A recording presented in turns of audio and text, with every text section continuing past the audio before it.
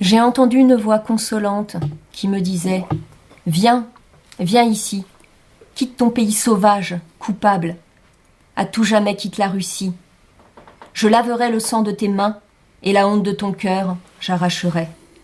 D'un nom nouveau, je te couvrirai, et tes défaites, et tes offenses. » Mais, indifférente et sereine, j'ai bouché mes oreilles de mes mains pour empêcher ces paroles indignes de souiller mon âme affligée.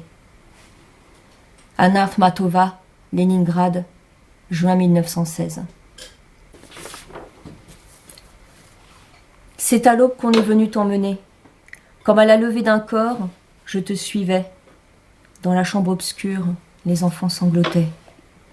Dans le coin des icônes, le cierge a coulé. Sur tes lèvres, le froid d'une médaille. Sur ton front, la sueur d'agonie. Ne pas l'oublier. J'irai moi, comme les femmes des Streltsys, hurler sous les tours du Kremlin. Anna Akhmatova, Leningrad, 1935. Il fut un temps où ne souriait que le cadavre heureux de son repos. Comme un vingt-appendice, se balançait Leningrad près de ses prisons. Et quand, fous de souffrance, partaient des régiments de condamnés, les locomotives leur chantaient le bref chant d'adieu. Les étoiles de la mort planaient sur nous.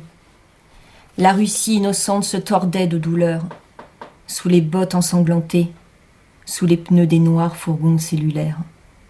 Anna Akhmatova, Leningrad, 1935. Et la parole de Pierre tomba sur mon sein encore vivant. Ce n'est rien, j'étais préparée. De toute façon, je m'y ferai.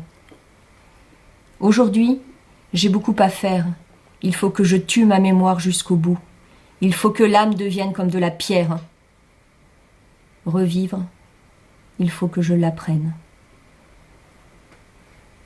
Sinon, le chaud bruissement d'été est comme une fête derrière ma fenêtre.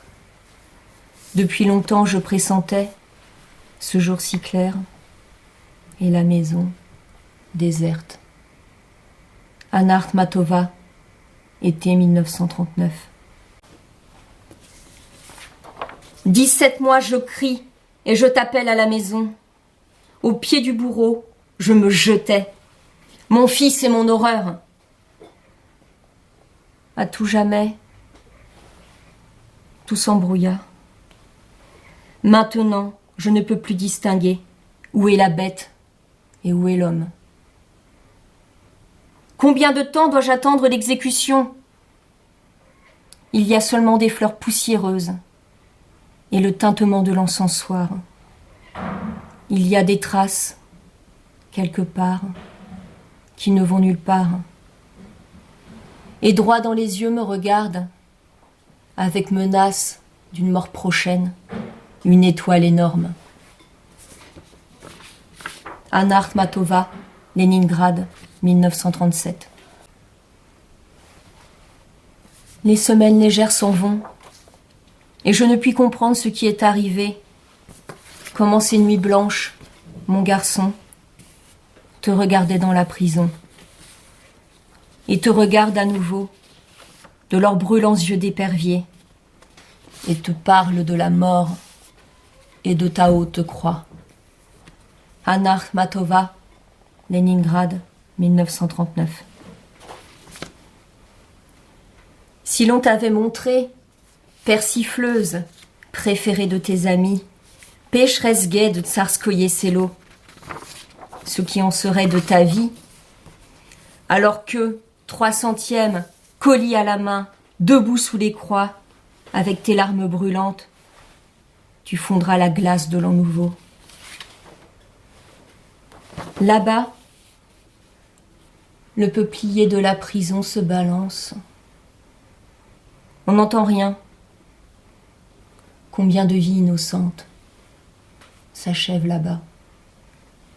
Anna Akhmatova, Leningrad, 1937. J'ai su comment les visages se défont, comment on voit la terreur sous les paupières, comment des pages d'écriture au poinçon faut ressortir sur les joues la douleur,